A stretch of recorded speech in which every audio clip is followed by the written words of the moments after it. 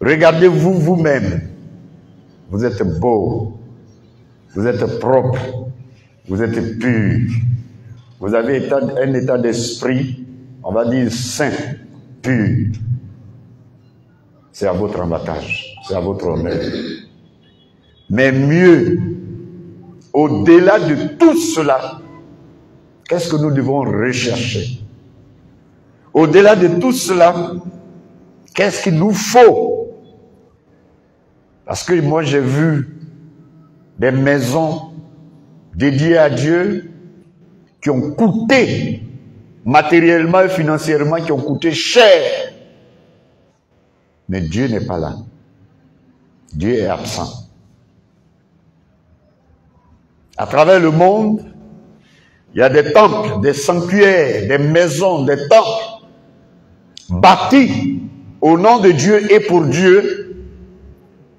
Mais dans ce Dieu-là, sa présence est absente. Donc pour moi, ici, dans le cadre de l'église de Thiès, quel est l'objectif que nous voulons viser, que nous voulons rechercher? Le but des différentes interventions qu'on veut vous apporter, qu'est-ce que nous recherchons?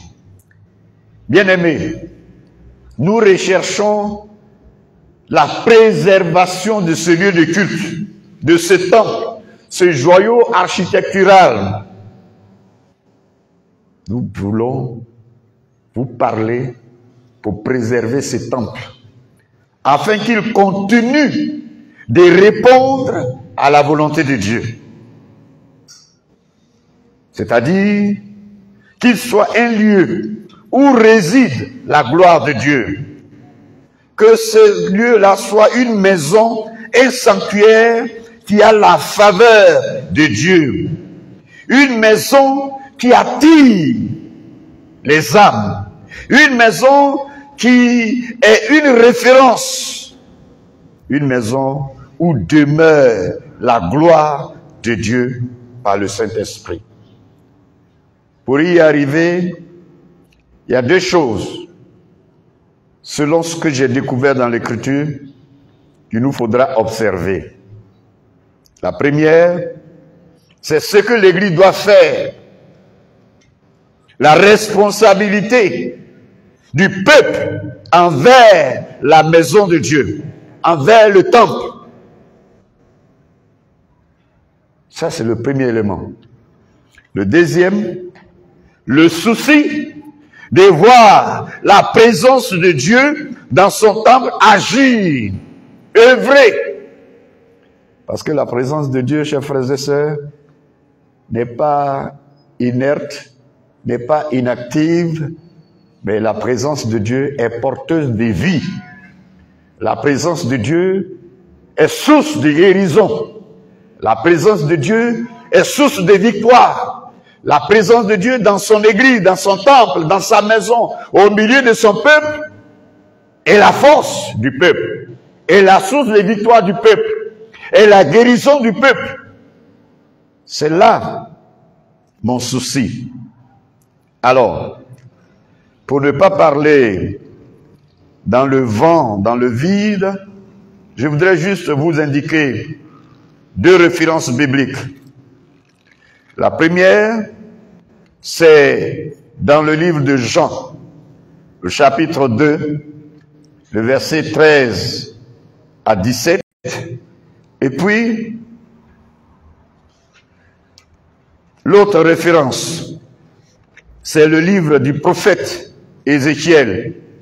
Je dirais, pour vous amener à faire une gymnastique biblique, je dirais les 15 premiers chapitres. Vous comprenez qu'on ne va pas lire tous ces 15 chapitres ce soir. Mais seulement, je vais vous demander d'être concentré sur le chapitre 8. Dans ces deux références, il y a comme une ressemblance de fait. Il y a comme une ressemblance d'individus. Le point central de ces deux références, c'est la maison de Dieu. En Jean, chapitre 2, verset 13, que je lis maintenant, il est écrit: la Pâque des Juifs était proche, et Jésus monta à Jérusalem. Il trouva dans le temple les vendeurs de bœufs, de brebis et de pigeons, et les changeurs assis. Ayant fait un fouet avec des cordes, il les chassa tous du temple, ainsi que les brebis et les bœufs.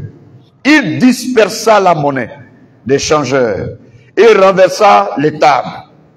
Et il dit aux vendeurs de pigeons: ôtez cela d'ici. Ne faites pas de la maison de mon père une maison de trafic. Verset 17. Ses disciples se souvinrent qu'il est écrit: le zèle de ta maison me dévore. Dans d'autres références des évangiles, l'Esprit ajoute en disant: cette maison sera appelée une maison de prière pour les nations. Bien-aimés frères, ce qui valorise la maison ou le temple de Dieu n'est pas ce que les hommes y ont mis comme structure, comme moyen, comme coût financier pour édifier cette maison. Bien au-delà des choses que nous pouvons considérer quand on veut construire une maison pour la gloire de Dieu, il y a, selon les Saintes Écritures, ce qui donne la valeur à la maison de Dieu. Le texte du livre d'Ézéchiel que je vous ai donné, les chapitres, quand on lit ces chapitres, dès le départ, le prophète nous dit qu'il a vu la gloire de Dieu dans la ville de Jérusalem et particulièrement dans le temple, au milieu des chérubins. Mais quand on progresse avec la lecture de ces chapitres, on voit un peu plus loin Dieu qui demande au prophète d'ouvrir quelque part un mur pour regarder ce qui se passe à l'intérieur du temple, à l'intérieur de la maison de Dieu, à l'intérieur du sanctuaire qui a été construit avec tous les objets qui lui ont donné une gloire matérielle. Dieu dit au prophète: regarde. Le prophète regarde, il voit les anciens du peuple de Dieu devant des idoles. Il voit sur les murs des dessins qui représentent des esprits païens, des dieux païens, qui représentent donc l'esprit idolâtre qui a gagné le peuple. Et cet esprit idolâtre a été introduit dans le temple de Dieu. Et malheureusement, vers la fin des chapitres, le prophète nous dit qu'il a vu la gloire de Dieu sortir du temple et sortir de la ville de Jérusalem. Et cette gloire est allée quelque part dans les vallées. La suite, vous pouvez le savoir, ça a été une catastrophe pour Israël, une destruction totale. Bien-aimés frères, je voudrais vous dire que la présence de la gloire de Dieu par le Saint-Esprit est l'élément clé, fondamental, quand on veut parler de la maison de Dieu. Quand on veut parler d'une maison de Dieu, sa valeur. D'où vient la valeur de la maison de Dieu? Ou qu'est-ce qui donne à la maison de Dieu sa valeur? Car ne l'oublions pas, bien-aimés, la maison de Dieu sur la terre a, je dirais, deux fonctions, deux ministères. D'abord, ça doit être le local, le lieu où réside la gloire de Dieu. Mais aussi de Dieu, ça doit être le lieu où il se manifeste cette même gloire pour répondre aux soucis de l'homme. Quand on lit la prière de Salomon dans le livre des rois et de Chroniques, je crois que c'est ce que l'homme de Dieu a dit. Entre autres, il dit par exemple, si quelqu'un venait des extrémités de la terre pour venir ici dans cette maison, crier à toi, Seigneur, exauce-le du ciel. La maison de Dieu ne doit pas être simplement une maison de 4 murs, mais ça doit être une maison de guérison, une maison de délivrance, une maison de victoire, une maison où on voit Dieu à l'œuvre.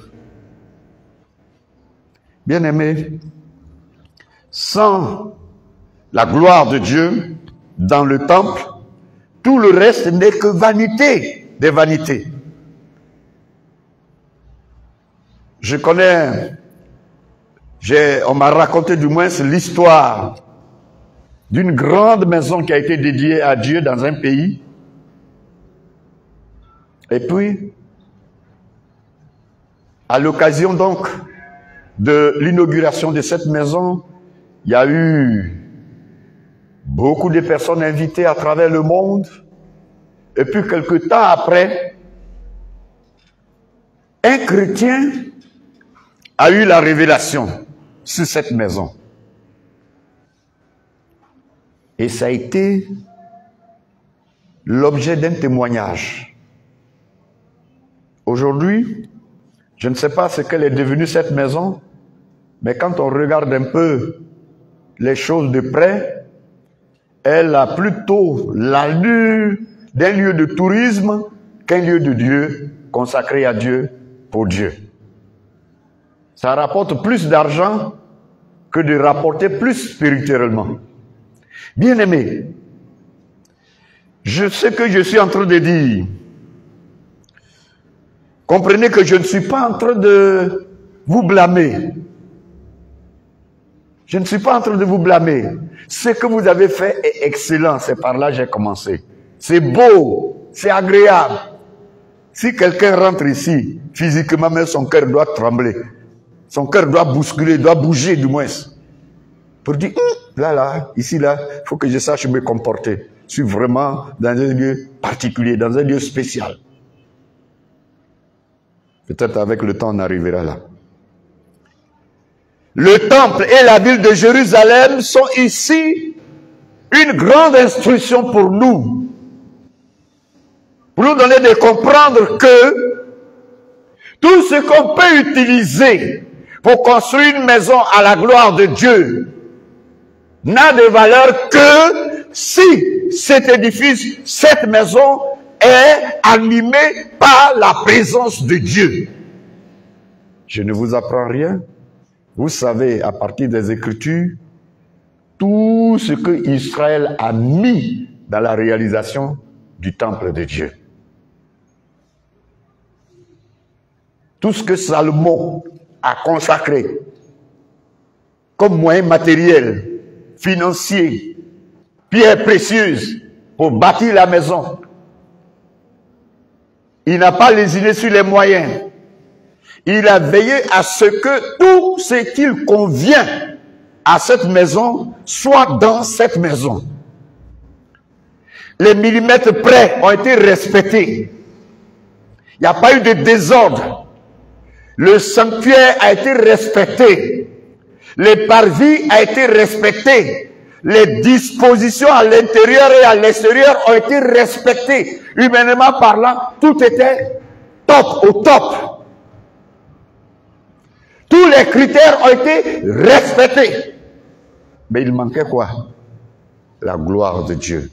Comme au temps de Moïse, à l'occasion du tabernacle. Lui aussi, en son temps, il a tout suivi à la lettre. Tout ce que Dieu lui a révélé. Je ne sais pas s'il avait écrit ça, mais en tout cas, il a tout suivi. Et la parole de Dieu nous dit dans Exode chapitre 40, ce jour-là, la gloire de Dieu est descendue sur ce sanctuaire, ce tabernacle. Une façon de dire que Dieu approuve désormais ce lieu-là, il y met sa gloire, il met son cachet dessus. Bien-aimés, la gloire de Dieu est d'abord sortie du temple, au temps du prophète Ézéchiel, et ensuite de la ville. La suite, comme je l'ai dit tantôt, nous le savons, ça a été un désastre. Le peuple a été déporté, etc.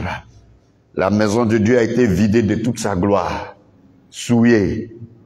Aujourd'hui, les hommes de Dieu et les assemblées ont le souci de bâtir des édifices pour Dieu.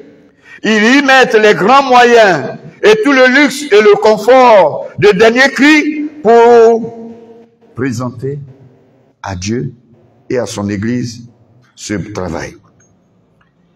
Une maison. Ce travail est fait dans la pensée de répondre et de rendre, la maison de Dieu agréable à la vue des hommes. Je ne sais pas. Le matin, j'étais arrêté devant la porte et puis j'ai vu un monsieur qui passait dans son véhicule. Il m'a regardé, je ne sais pas si c'est ma tenue qu'il a appréciée ou bien si c'est le bâtiment qu'il a apprécié, mais je l'ai vu faire comme ça. Il a fait comme ça. Je crois que ce signe, c'est un signe d'approbation pour dire telle chose c'est bon ou bien c'est joli à voir. Il a fait ça. Bon, je me suis dit, peut-être à la fois moi et le temple, donc. Oui, frère.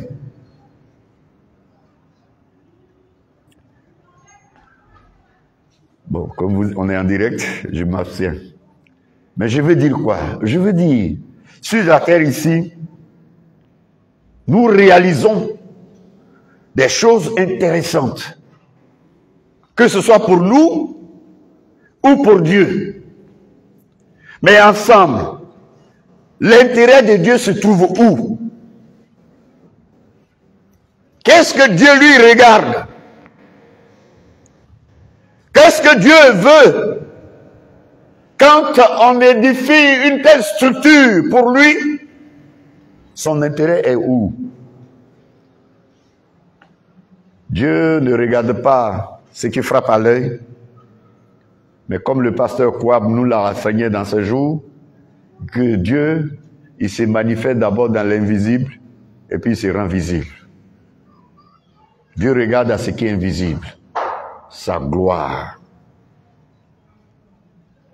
Au temps du prophète Ézéchiel, c'est une introduction que je suis en train de faire, donc les jours à venir, on ira un peu plus loin. Au temps du prophète Ézéchiel, tout était là.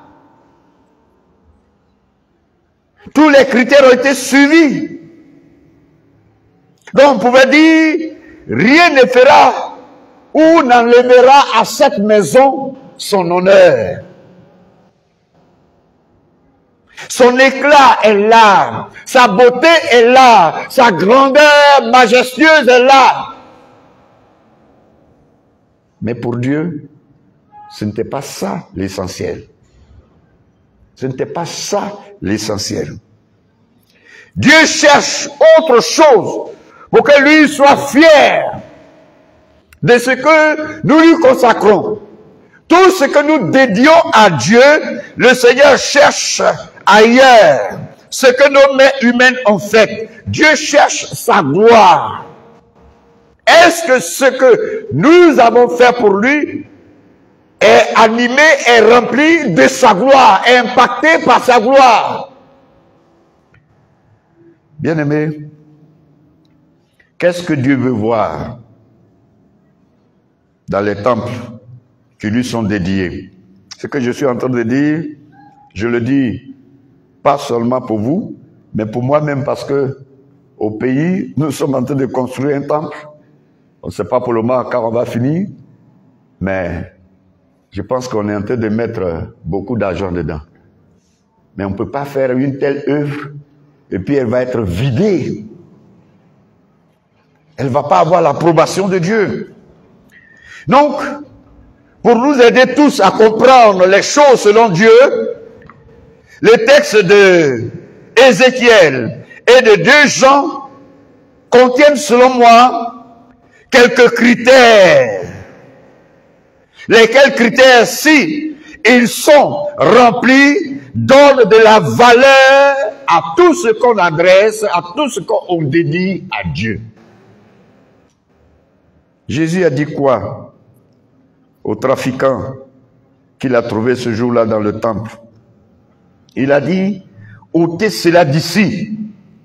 Ne faites pas de la maison de mon Père une maison de trafic. Jean. Et puis l'autre verset, il dit, ma maison sera appelée une maison de prière pour toutes les nations. Mais vous en avez fait une caverne de voleurs. Dans ces paroles, Jésus-Christ veut voir le temple être véritablement une maison consacrée à Dieu. Une maison éloignée de toute souillure physique, morale et spirituelle.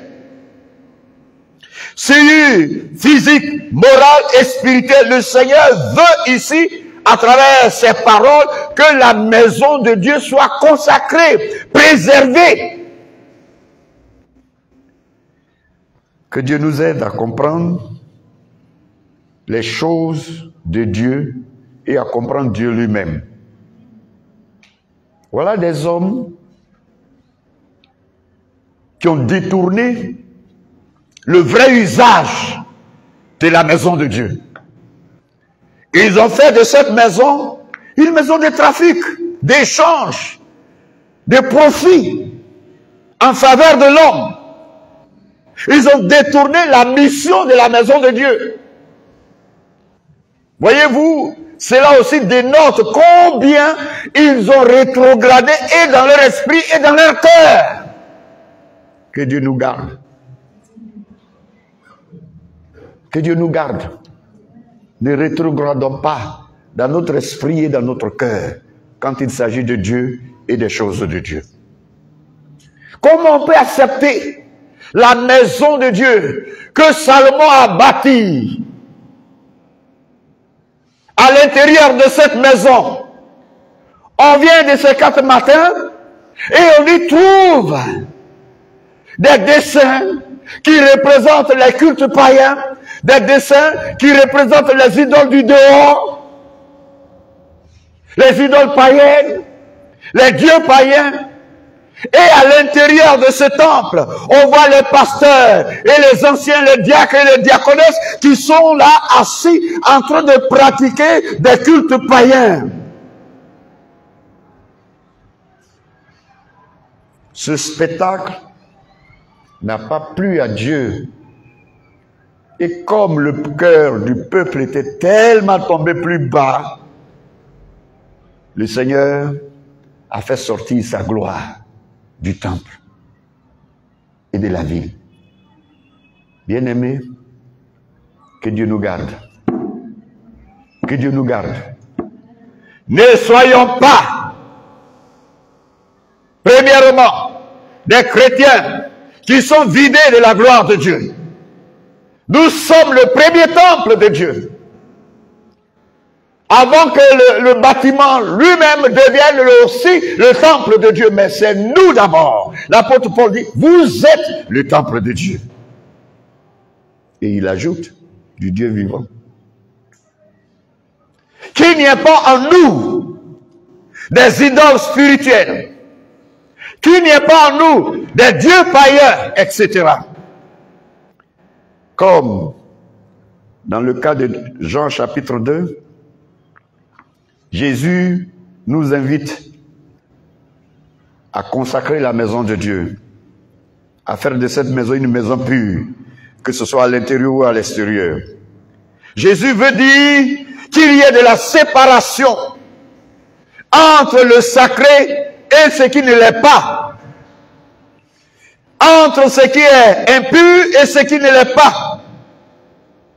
Entre ce qui est saint, ce qui est pur, il faut séparer cela des choses de Dieu. Des choses impures. séparer le monde de l'église.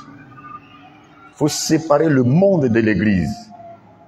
Si le monde entre dans nos temples ne répondent plus à la volonté de Dieu. On peut continuer de les garder propres, bien embellis, etc., etc. Peut-être que demain même, vous allez trouver que cette décoration n'est plus à la page. Il faut la renouveler, il faut la relooker. Vous allez encore donc trouver. Mais bien aimé, hein, c'est pas tout, hein. C'est pas tout. La vraie maison de Dieu, c'est vous, c'est moi. C'est nous qui devons être propres, moralement, spirituellement et physiquement, je dirais même. Pour que cette maison retrouve ou garde sa splendeur. L'apôtre Paul, en son temps, il a établi la règle en 2 Corinthiens, chapitre 6. 2 Corinthiens, chapitre 6. Voici ce que l'apôtre nous dit. Versets 14 à 18. Il ne vous mettez pas avec les infidèles sous un joug étranger. Car quel rapport y a-t-il entre la justice et l'iniquité? Ou qu'y a-t-il de commun entre la lumière et les ténèbres? Quel accord y a-t-il entre Christ et Bélial?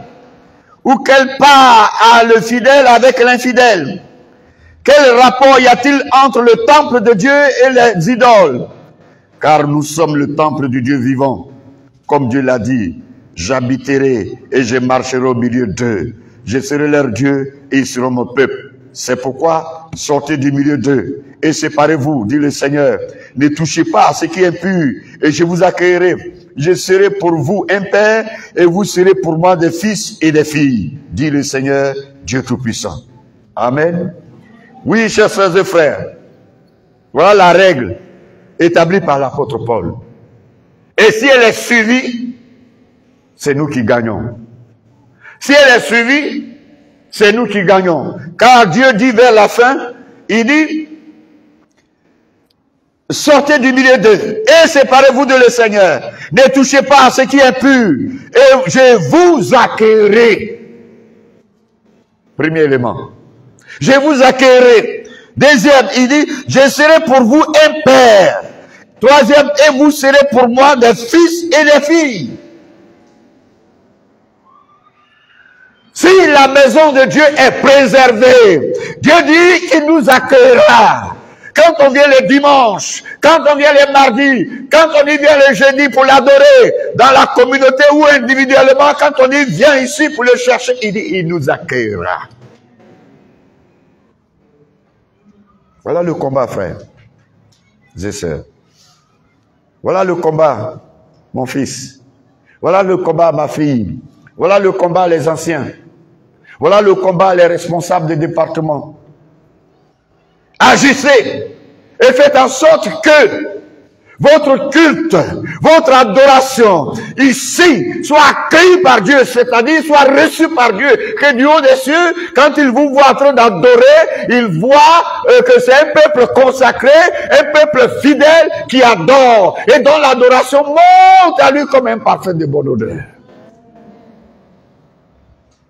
Jésus-Christ s'adresse aujourd'hui encore à nous. Et il dit, ôtez cela d'ici. Ôtez cela d'ici. Par extension, ces paroles de notre Seigneur Jésus sont pour nous. Nous les pasteurs, les anciens, les diacres, les diaconesses, les responsables de département, les chefs de famille. C'est à nous Jésus s'adresse. Quand il dit, ôtez cela d'ici. Je suis tenté de dire, au temps du prophète Ézéchiel, Dieu n'a pas réussi à convaincre le cœur des anciens. Ceux qui avaient introduit ces idoles dans la maison de Dieu, certainement le Seigneur n'a pas réussi à les convaincre, à les détourner. Et leur entêtement a amené Dieu donc à se retirer du temple et de la ville. Voulons-nous que Dieu continue de marcher avec nous? Voulons-nous que le Seigneur continue de nous approuver? Voulons-nous que Dieu continue d'avoir son regard sur cette maison, cet édifice, cette bâtisse? Bien-aimés, je voudrais vous dire, comme parole d'introduction, voici la vision. Il nous faut préserver ce lieu de culte. Il nous faut préserver ce lieu de culte. Il nous faut préserver ce lieu de culte. Il nous faut préserver ce lieu de culte pour qu'il soit le lieu idéal de la gloire de Dieu. Oui, au plan matériel, vous avez donné de la gloire à ce bâtiment. Le Seigneur m'a fait la grâce de voir les débuts de ce lieu. Quand vous priez à son temps, dans une petite chambre qui ne valait pas 4 mètres carrés, j'ai vu ça. Les images qui sont en bas là, j'ai vu. Mais aujourd'hui, on a, je ne sais pas, plus d'une centaine de chaises. Et quand on regarde le mur, il est glorieux, il est brillant. Quand on regarde la décoration, c'est excellent. Mon épouse, dans la journée, elle a regardé les colonnes, les piliers là. Et puis elle s'est souvenue de ce que nous aussi, dans notre temple, on a des piliers comme ça. Et puis elle a demandé aux missionnaires, ben, comment ils ont fait, etc. C'est magnifique, c'est joli à voir. La symbiose des couleurs, c'est joli à voir. C'est beau. Mais, allons au-delà de tout ça. Alléluia. Allons au-delà de tout ça. Préservons ce temple, qu'il soit saint. De la manière il est saint matériellement, faisons en sorte qu'il soit saint moralement et qu'il soit saint aussi spirituellement, de telle sorte que la gloire de Dieu repose ici.